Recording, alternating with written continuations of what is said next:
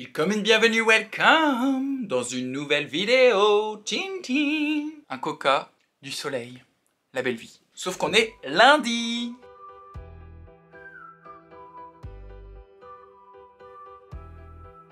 On se retrouve donc aujourd'hui pour une vidéo un petit peu spéciale, mais non en fait elle a rien de spécial, mais c'est quelque chose que nous, les youtubeurs, nous aimons bien dire.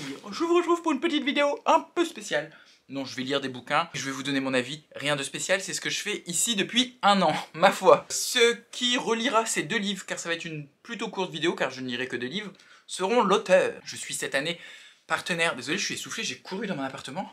J'habite pas dans un château, mais pourtant, je suis partenaire avec la maison d'édition L'Homme sans nom, qui est une maison d'édition indépendante de l'imaginaire. Il y a un peu de tout, il y a de la fantaisie, du fantastique, de la science-fiction, du post-apocalyptique, enfin voilà. C'est une maison qui regroupe un peu tous les genres de l'imaginaire. Et j'avais lu l'année dernière Carnet de Julia Richard, que j'avais beaucoup aimé, je vous en avais parlé en point lecture. Je me suis procuré à Mons, non pas à Mons, aux Aliénales à Lille, Célestopol 1922 d'Emmanuel Chastelière, que je n'ai pas encore lu, mais ça ne saurait tarder. Mais pour le coup, j'ai envie de lire La princesse au visage de nuit de David Brie, qui est une étoile montante de l'imaginaire publiée chez Pocket. Je vous en ai fait le résumé dans ma vidéo pile à lire, il y a 2 ou 3 vidéos de ça. On va être avec Hugo qui n'a jamais remis les pieds dans son village natal, coincé entre un bois sombre et une large rivière. Le décès de ses parents soudain l'oblige pourtant à y retourner. Et apparemment il va y avoir une sorcière, un ogre, une ombre derrière la fenêtre. Il a essayé d'oublier ce visage... J'arrive plus à parler, hein. C'est la fin de journée. Il a essayé d'oublier ce village et tous ces cauchemars qui reviennent à son esprit quand il pense à sa jeunesse ici. Et il est obligé d'y retourner. Je pense qu'on va être dans un truc un peu... on sait pas ce qui est vrai, on sait pas ce qui est faux. Je pense pas qu'il y ait vraiment une sorcière et un ogre. J'ai plutôt l'impression que ce sont des peurs d'enfants qui se matérialisent, ou quelque chose dans le genre. Peut-être que je me trompe, peut-être pas. Qui sait. En tout cas, j'ai très hâte. J'ai très hâte de découvrir ça. Et si je fais une vidéo, c'est parce que David Brie vient de sortir un nouveau roman. Je fais ça, je sais pas, j'ai pas lu l'auteur. Je savais qu'il allait arriver aujourd'hui, donc pas de suspense en mode « Mais qu'est-ce que j'ai bien pu recevoir dans cette enveloppe ?»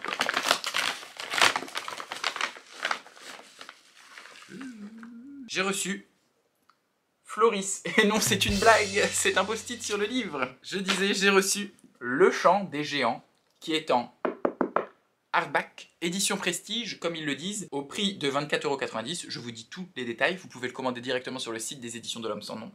Et c'est son nouveau roman de fantasy. Oh là là, j'ai même un marque-page. J'adore Le Chant des Géants. Et je crois avoir vu une petite dédicace. Je ne connais pas David. Camembert. Ce chant d'amour et de mort sur une île rêvée par 3 férus. Jésus. Bézu. Bisu. Ah, je ne sais pas. David Brie a une écriture médicinale, j'ai envie de dire. Non. J'arrive pas vraiment à ce qu'il lire. Ce chant d'amour et de mort sur une île rêvée par 3 frérots, je sais pas. Je vais vous lire le résumé parce que j'aime beaucoup de la manière dont il est écrit. Je sais pas si c'est un extrait du bouquin, mais je trouve que c'est super... J'adore. C'est quelque chose qui me parle en tout cas. Entrez, asseyez-vous, n'ayez pas peur. Il reste de la place, là au fond, près de la cheminée. Oui, c'est bien, très bien. Commandez des bières, des pommes braisées, ce que vous voudrez, mais faites vite. Vous autres dans la paille, rapprochez-vous. Calez-vous contre les murs, les tonneaux, les pieds des tables, voilà. Le feu ronfle. Les bûches craquent, la nuit est tombée, les marmites sont vidées, laissez-vous aller, fermez les yeux juste un peu et écoutez-moi. Je vais vous raconter une histoire. Et l'histoire, c'est celle d'une île où dorment 3 géants. Ah, c'est peut-être écrit le mot géant. Oui, c'est ça, sur une île rêvée par 3 géants. Bale, au rêve de mort et de musique, Leborsham, mère du brouillard, des collines et des plaines, et enfin le puissant Fraek, au songe de gloire et de bataille. Alors je suis pas du tout fan de ce genre de nom de personnages. Les trucs un peu... emberlificoté, ou alors ça peut être une étymologie particulière à laquelle je ne suis pas sensibilisé, mais en tout cas ça m'agace quand c'est des noms à la coucher dehors. Je vais vous parler de guerre, d'amour et de trahison, de cris, de sang et de larmes, je vais vous parler de grands espoirs, de ce qui est vain, de ceux qui meurent. Alors, fermez les yeux, laissez-vous aller. Voilà, mon histoire commence sur la lande, en bord de mer, dans le château de l'étrange roi Lothar. C'est effectivement la page 1. Je vous ai lu la première page du roman, mais en même temps c'est le résumé, donc je ne spoil rien. Ça a l'air d'être une fantaisie très douce, très poétique. La plume a l'air délicieuse de ce que j'ai pu lire. Et puis c'est très beau. Je vais vous montrer un peu l'entête et l'intérieur. Si vous ne voulez pas vous faire spoiler et que vous avez prévu d'acheter le roman, ne regardez pas. Mais on a déjà une belle première page. Les en-têtes de chapitres, où on ne voit rien. Très joli également. Avec un pourtour de page. Et c'est vraiment sur toutes les pages que nous avons ce pourtour. Ma foi, voilà. Je crois qu'il sort le 5 mai, on est le 25 avril, il sort la semaine prochaine. En attendant, je dois terminer ma lecture en cours, qui n'est autre que La Crue Blackwater de McDowell, La Crue de Blackwater. Enfin voilà, le tome 1 de La Crue. Il me reste 30 pages, donc je vais lire ça. Et je vous reviens pour la suite du vlog dès que j'entame un de ces deux bouquins. Et peut-être qu'on fera un plouf plouf. En tout cas, l'objet livre est très très beau. Bon, finalement, je viens de finir Blackwater de Robert McDowell, ou je ne sais plus qui. Ouais, c'était bien, mais de là à casser 8 pattes à 3 canards, non, merci. Non, merci, non, merci. Franchement, je continuerai à lire la suite parce que c'est très frais, c'est très divertissant. C'est vraiment le côté plaisant du feuilleton qui permet de tourner les pages sans s'en rendre compte et de suivre des personnages. Mais j'y ai trouvé quand même quelques défauts et pas toujours un intérêt énorme. Bah, au diable, l'avarice et les avaricieux, non, mais au diable, la raison. Et je devais lire Princesse au visage de la nuit en premier lieu. Et finalement, je sais que là, tous mes compères, partenaires de L'Homme sans nom vont recevoir le bouquin, qui vont tous le lire, que ça va me donner trop envie, que je vais voir les avis, etc. Et que ça va m'énerver, moi, de ne pas le lire. Donc, je commence tout de suite. Le chant des géants. Je vais m'installer et je vais commencer le roman. Puis je vous fais un premier petit point d'étape, comme j'aime bien le faire quand je commence un bouquin, dès l'instant que je m'arrête dans ma lecture. Je ne sais pas à quel moment je vais m'arrêter. Combien de pages fait-il? Le roman fait 320 pages. À toute mauvaise troupe. Comme toujours en vlog, le retour du pyjama et du cheveu gras. C'est un peu informel. Attendez, si je rajoute une tasse de café, on est un peu comme si on était très intime, vous et moi, et qu'au saut du lit le matin, on se parlait, quoi. Pas de prévu aujourd'hui. Qu'est-ce qu'on mange à midi? T'as étendu la lessive hier? Faudra passer l'aspirateur ce soir. Emmener le petit à l'école. Qui c'est qui l'emmène? C'est toi ou c'est moi? Ah non, on n'a pas d'enfant, j'avais oublié. Oh là là. Bref, j'ai lu 71 pages du Chant des géants, donc j'en suis arrivé au chapitre 8. Ça se lit très bien. J'ai eu très peur au premier chapitre, parce que c'est je vais pas dire le propre de la fantaisie, mais c'est souvent comme ça, on nous balance pas mal de noms de personnages, de lieux dits, de villages, de villes, de châteaux, de royaumes, de méchants, de gentils, etc. Et vu qu'on n'a aucun contexte dès le début, qu'on ne sait pas qui est qui, c'est c'est très dur en général, le premier chapitre en fantaisie. Et j'ai eu peur, et au final, dès le deuxième ou troisième chapitre, j'avais réussi à saisir où on était et qui était qui. On va suivre deux frères qui mènent la guerre contre... Deux frères qui font partie d'un royaume, qui mènent une guerre contre un autre royaume. Et l'autre royaume a une princesse qui est plutôt jolie et qui a tapé dans l'œil de nos chers frères. Voilà. J'aime bien, j'aime beaucoup, ça se lit tout seul, hein, je vous le dis. J'ai pas lu beaucoup hier et finalement je suis quand même arrivé au chapitre 8. Pourtant, je trouve que ça va très vite. Dans ces 8 premiers chapitres, il se passe énormément de choses. Alors, c'est pas plus mal parce que, comme je vous dis, ça m'a permis de rentrer dedans directement et d'être dans le vif du sujet et de pas m'ennuyer. C'est pas introductif. Souvent, un tome 1, par exemple, peut être très introductif où on nous montre un personnage, après on nous montre la ville dans laquelle il évolue, il nous montre les gentils, les méchants, enfin voilà. La mise en place de l'univers est parfois très longue et peut-être un peu laborieuse. Là, ce n'est pas le cas du tout parce que très vite on est dans l'action. Mais peut-être un peu trop vite pour que je puisse savourer les mots de l'auteur. La plume est très jolie, c'est effectivement très poétique, sans pour autant que ce soit bien trop lourd ou redondant. C'est le savant mélange, à mon avis, entre l'action et la beauté du texte, la poésie. Donc il me tarde de continuer. Je ne sais pas aujourd'hui si je vais avoir le temps de lire. Aujourd'hui est un jour sombre, je vais m'habiller de noir, car je vais emmener ma voiture à la casse. Si vous me suivez sur Instagram, vous avez déjà vu ça de toute façon. Ma Roberta, ma petite voiture que j'ai achetée il y a 8 ans maintenant, après...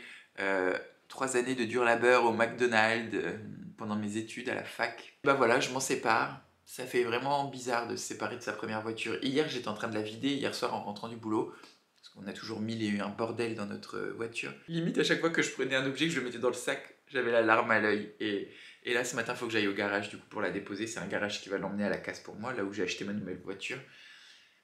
Et je pense que je vais pleurer. C'est une nouvelle aventure qui commence. On ne peut pas vivre dans le passé. Puis de toute façon, dans tous les cas, j'avais pas les moyens pour vivre dans le passé avec cette voiture, car elle allait me coûter presque 3000 € de réparation au final. Et dans 2 ans, je pourrais plus rouler avec parce qu'elle serait plus du tout aux normes écologiques de ma ville. Donc voilà, j'allais pas mettre 3000 € pour 2 ans. Je vais me laver et à plus tard. Je pense vraiment que les dieux de Booktube ne veulent pas que je fasse de vlog.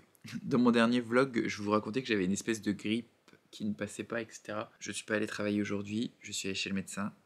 j'ai bel et bien la grippe. Alors encore une fois, j'ai dû faire des tests Covid, ça doit être à peu près... Franchement, depuis le début de la pandémie, j'ai dû faire au moins une vingtaine de tests. J'ai pas le Covid, mais j'ai la grippe et je suis au plus mal. Ça ne se voit pas. 22 heures, j'ai passé la journée à dormir. Je me suis réveillé, j'ai appelé le médecin, je suis allé me recoucher. Je me suis réveillé pour aller chez le médecin. Je suis revenu, je me suis recouché. Et pourtant, j'arrive à lire. Je suis toujours dans ma lecture du Chant des Géants et je pense le terminer ce soir. Et vu que, au final, avec la maladie, tout ça, je suis venu vous voir que quand j'ai ouvert le bouquin. Donc j'en suis page 220. 3 sur 323. Il me reste pile 100 pages. Donc je vais peut-être... je sais pas, il est 22 heures, puis j'ai dormi 8 heures aujourd'hui, mais je suis encore KO. J'aime pas finir un livre le soir. J'adore finir mes livres le matin, en début de journée. Comme ça, je commence direct quelque chose d'autre. Donc je sais pas, je suis du genre à me garder genre 20 pages à la fin de mon bouquin si je sens que... Même si j'ai encore la foi de rester réveillé, mais pour le terminer le lendemain matin comme ça, dès l'instant que je commence ma journée, je termine quelque chose et j'aime bien. Ça me fait un sentiment de satisfaction en mode...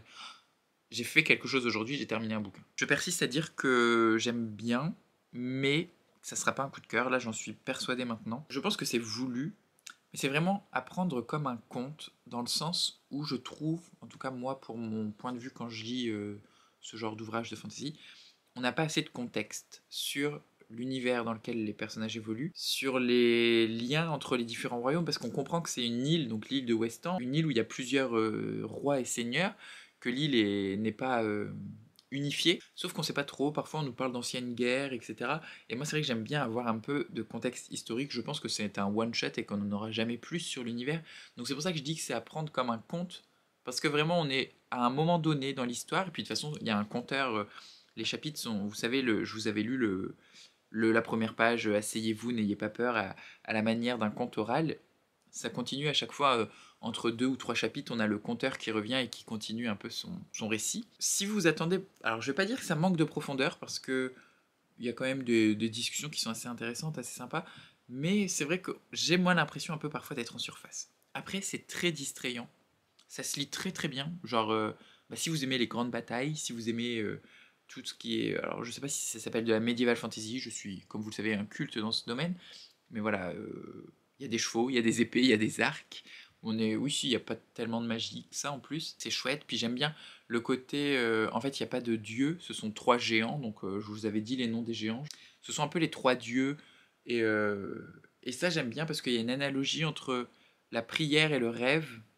Où en gros, au lieu de prier, on rêve. Rêve des dieux, que ton rêve soit long, que ton rêve s'éternise, quelque chose comme ça. Enfin voilà, c'est vraiment le parallèle entre la prière et le rêve qui est très sympa. Et ces dieux, ces 3 géants qu'on voit, enfin on les voit pas mais qu'on entend parler de temps en temps, qui rajoutent un petit côté onirique à la lecture. Donc voilà, c'est une très bonne lecture, franchement j'ai envie d'y retourner et ça c'est plutôt bon signe, quand tu as envie de reprendre ton bouquin et d'avancer dans l'histoire. Mais c'est vrai que en fait il fait 300 pages et je pense que aisément j'aurais pu lire 600 pages de ce bouquin, quitte à ce qu'il y ait un peu plus de lenteur et de langueur parfois, à plus creuser l'histoire des personnages, parce que là on va être avec les 2 frères, ces 2 frères entre lesquels il y a une petite rivalité, mais tout arrive un peu vite parce que il y a quand même ces grandes batailles, il y a un peu de complot, mais pas trop peu à mon goût aussi, donc voilà, un peu plus d'étoffe ne m'aurait pas dérangé, moi qui suis pas forcément friand des pavés, sauf en fantasy. C'est vrai que j'aime bien quand je lis un univers qui n'est pas celui dans lequel j'évolue, avoir du contexte, savoir où je suis, avec qui je suis, quelles sont les forces en présence, et là ça me manque un peu. Puis c'est dommage parce qu'on n'a pas de carte. Vous voyez par exemple, souvent dans ces bouquins-là, on a une carte pour nous parler de l'univers. Mais vu que là l'univers est très peu abordé, je ne sais pas si la carte a été imaginée par l'auteur, peut-être que dans son esprit c'était très clair, ou selon lui ça n'a pas d'importance pour le roman, mais moi j'aime bien, c'est le genre de taille que j'aime bien parce qu'on a quand même quelques seigneurs qui sont assez récurrents et qui reviennent à plusieurs moments dans le bouquin, et j'aimerais bien savoir, tel seigneur, lui, il est sur cette partie de l'île, alors que tel seigneur, il est sur cette telle autre partie. Ça aurait permis un peu à gagner en richesse. Je viens donc de terminer Le Chant des Géants de David Brie. C'était sympa, mais j'avoue que je suis un peu chiant, hein, mais j'en attendais quand même plus. J'en attendais plus. Je persiste à dire ce que je vous ai dit jusque-là, je vais le garder dans la main. Il me manque un peu de construction, il me manque un peu d'étoffe, de profondeur sur certains points. J'ai beaucoup aimé la fin, qui n'est pas celle à laquelle je m'attendais, et donc ça c'est plutôt cool. Une fin qui est bien écrite et qui est bien amenée, qui prend un peu plus de temps que le reste du roman, donc c'est pas mal. Dans les scènes de bataille, j'ai retrouvé un peu, alors je vais pas dire que c'est l'Iliade ou d'Homère, ou c'est quoi l'autre truc? Il y a l'Iliade et... Merde. Les deux grands chants grecs. Oh bah merde, j'ai oublié le deuxième. Vous savez de quoi je parle. Les scènes de bataille sont... C'est pas du vers, mais c'est écrit d'une façon assez particulière. C'est pas non plus... voilà, c'est la plume de David Brie qui est très très plaisante. Ça permet de donner une autre dimension à des scènes de bataille qui sont peut-être parfois vues et revues dans ce type de littérature, donc j'ai bien aimé. J'en attendais plus, bon bah tant pis. Après c'était quand même un très bon moment de lecture. Je vous dis, là ce matin je me suis réveillé parce qu'en fait j'ai pas du tout lu hier. J'étais tellement fatigué que j'ai dormi direct, et là ce matin ça va un peu mieux mais pas ouf ouf. Mais j'étais content de me réveiller en me disant que j'allais pouvoir terminer ce bouquin et avoir le fin mot de ce chant des géants. C'est une belle histoire, une belle fin. C'est la première fois que je m'implique autant, mais que je suis vraiment intégré dans un processus de lancement de bouquin, avec là le partenariat Homme sans nom, parce qu'on est dans un groupe de discussion avec l'éditeur, la community manager, etc. Donc la sauce montait beaucoup, ça fait plusieurs mois, nous, qu'on en a entendu parler, hein, de 3 mois, bon, peut-être oui, au moins 3 mois depuis début janvier, je pense. Et donc ça a fait monter la sauce autour du bouquin, autour de l'auteur. Moi, j'avais jamais lu David Brie, et c'est vrai qu'en étant dans le groupe des différents partenaires, bah, chacun donnait un peu son expérience et son retour de lecture avec cet auteur, et je m'attendais à quelque chose vraiment de waouh, waouh, waouh, waouh. Et bah voilà, j'en attendais peut-être un peu trop. C'est peut-être le revers de la médaille d'être comment dire, pour me faire mon propre avis, parce que c'est le premier bouquin de l'auteur que je lis, je vais vraiment lire Princesse au visage de nuit, et que je ne vais pas trop tarder. J'ai vu qu'en plus ils avaient eu un prix, le prix des imaginales, le prix des lycéens imaginal, ou le prix de l'imaginal des lycéens, je sais pas quoi. Mais je vais peut-être pas m'y plonger tout de suite. Vous voyez, parce que là j'ai eu c'est pas une déception, mais oh, si, c'est quand même une déception. Je suis un peu déçu. Donc voilà, je vais lire autre chose, un truc bien chiant comme je les adore, un livre de littérature contemporaine, française, un peu relou, je sais pas du tout quoi encore, de la bonne vieille littérature blanche comme je l'aime. Et puis après voilà, je reviendrai dans ce vlog, donc je vous tiendrai au courant de ce que j'ai lu entre temps, je sais pas trop. Mais je vais laisser reposer ça, je vais boire mon café. En plus on est que deux à l'avoir lu, je crois, pour l'instant, dans les partenaires, on est une vingtaine de partenaires. Il y a que Laura's Readings qui l'a lu. Et du coup, je vais quand même envoyer un petit message à Laura pour savoir ce qu'elle en a pensé et échanger un peu avec elle autour de ça. Ciao, bambino! Regardez, c'était pas voulu, hein, mais ma tasse est encore accordée à mon suite. C'est magnifique. Nous sommes donc plusieurs jours après, car nous sommes le 3 mai 2022. Effectivement, les vlogs, ça me porte vraiment la chkoumoun. Ça s'entend sûrement après ma grippe, qui a duré d'à peu près mercredi à samedi. Je me suis réveillé avec à nouveau de la température, les sinus complètement bouclés, non bouchés, la barre au front, impossible de respirer, etc. J'ai déclaré une sinusite. Yeah, super génial. Évidemment, j'ai aussi des syndromes pulmonaires. J'avais du mal à respirer, le souffle très court. Donc je n'ai pas manqué à refaire un énième test qui s'est avéré négatif. Toujours est-il que mon arrêt de travail s'est prolongé et que j'ai le temps de lire. Du coup, je n'ai pas encore commencé La sorcière au visage de nuit, non, La princesse au visage de nuit, mais ça va être ma lecture du jour, bien que j'ai pas mal de choses à faire, des papiers à envoyer pour le boulot, parce que vu que là ça fait une semaine que je ne suis pas allé au bureau, il faut que je fasse 2-3 trucs. Moi j'habite seul, vous le savez. T'es seul et que t'as la force de rien depuis une semaine, hein, ça fait vraiment mercredi où je suis malade non-stop. Vous me direz, ça fait qu'une semaine, il n'y a pas de quoi se plaindre. Mais bah l'appart est dans un état, il est pas non plus dégueulasse, parce que j'ai essayé. Vendredi j'ai eu un petit coup de mieux, j'ai essayé de faire 2-3 trucs. Mais bon bah voilà, les lessives, la vaisselle, la cuisine, parce que j'aime bien préparer les plats en avance, surtout bah là dans l'état où je suis, ça m'a bien aidé d'avoir des trucs de prêt, du batch cooking. J'ai vraiment une tête qui fait très très peur, je crois que j'ai les yeux très rouges. Bref, donc j'ai besoin de m'aérer l'esprit. J'ai lu entre temps, donc j'ai lu Moi ce que j'aime c'est les monstres, je vous le mets ici, que j'ai adoré, j'ai hâte de vous en parler en point lecture. J'ai lu Ce qu'il faut de nuit, Ce qu'il nous faut de nuit, Laurent Petit-Mangin, prix des lecteurs 2022, génial aussi, j'ai adoré. Ça pour le coup, c'est comme on le dit, de la bonne littérature blanche qui se...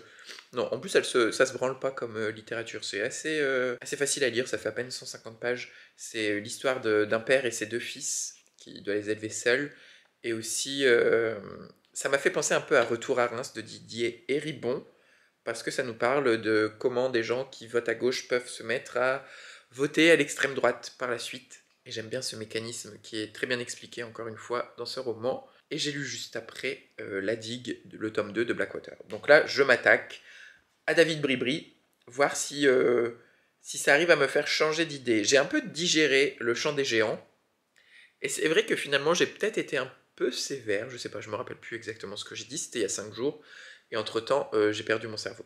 L'ayant redigéré maintenant, c'est vrai que c'était très sympa en fait, très divertissant. Limite page turner parce que ça se lit super vite et super bien.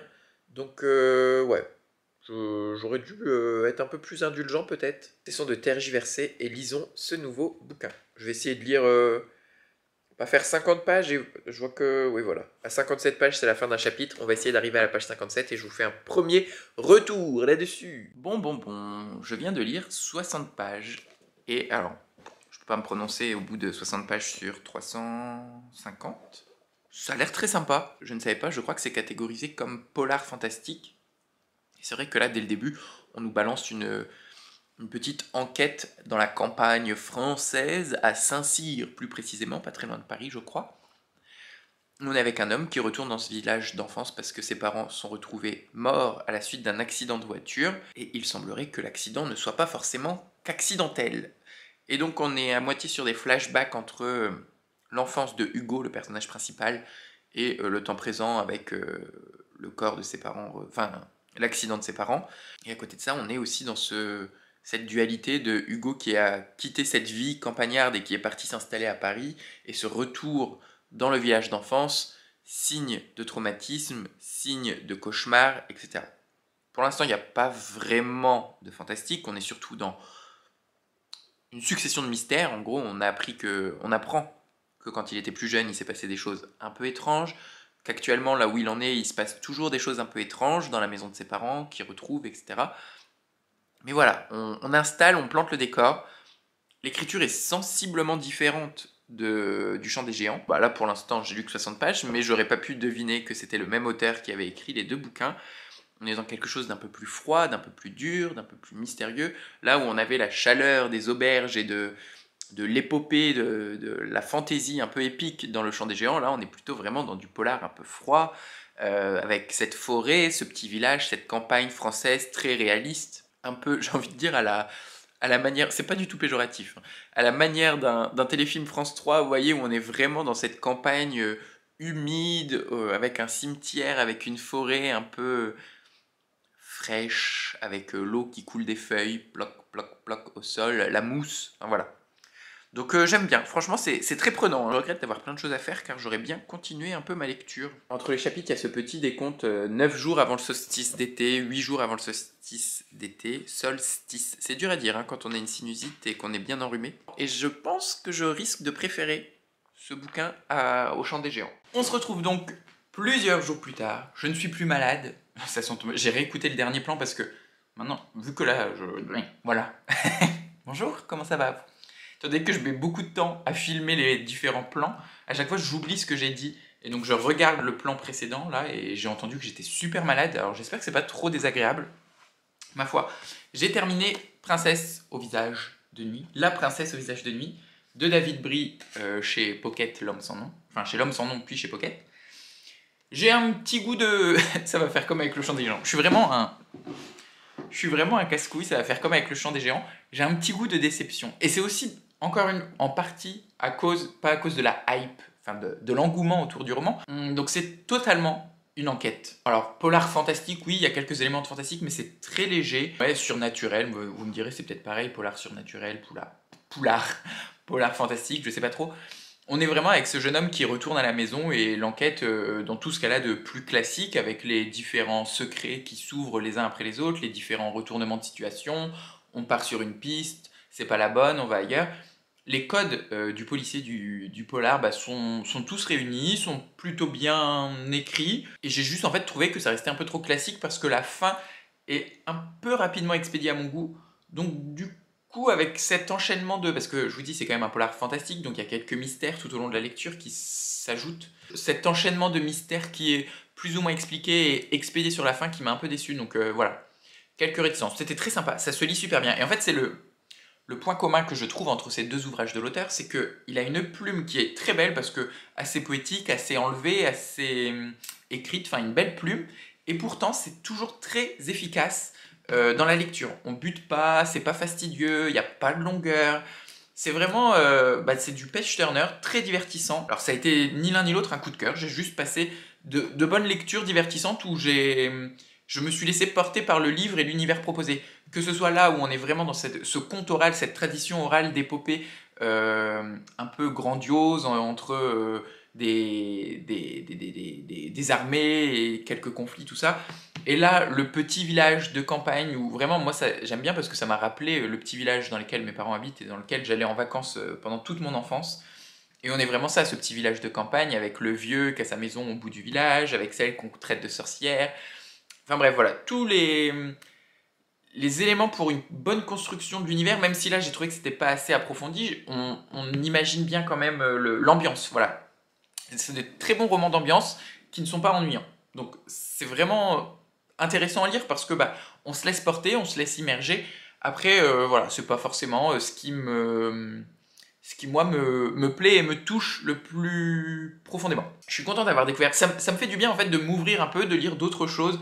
Je trouve qu'il n'y a pas plus intéressant que de ne pas s'enfermer dans un genre ou même dans un sous-genre et d'ouvrir ses chakras à la littérature plurielle, aussi plurielle soit-elle. Donc c'est cool, et puis c'est vrai que c'est du beau boulot, genre les deux couvertures sont magnifiques, le livre est plutôt de bonne facture, la maison d'édition ne se fout pas de la gueule du monde, quoi. Je pense que le vlog va être court, j'espère qu'il vous aura plu, parce que je sais que vous ne me suivez pas principalement pour de la fantasy, et c'est normal, après, je vous l'ai toujours dit, je lis un peu de tout, donc je sais pas si je ferai un vlog comme ça à chaque roman du partenariat, je crois que je vais en recevoir 3 ou 4 cette année, normalement. Mais en tout cas, là, vu que j'avais les deux, ça s'y prêtait plus ou moins. Après, pour Adrien Mangold, j'ai pas d'autres romans de lui en ma possession, et je pense pas aller acheter Seconde Humanité, parce que la SF tout court, pardon, c'est pas forcément un genre qui m'attire vraiment, vraiment, vraiment. Donc je me contenterai de sa parution pour lequel je suis partenaire. En attendant, si la vidéo vous a plu, je vous invite à la liker. Si ce n'est pas encore fait, vous pouvez la commenter. Si vous voulez la faire voyager, vous pouvez la partager. Et n'oubliez pas de vous abonner. En attendant, je vous souhaite comme toujours d'excellentes lectures, d'excellentes découvertes et d'être heureux.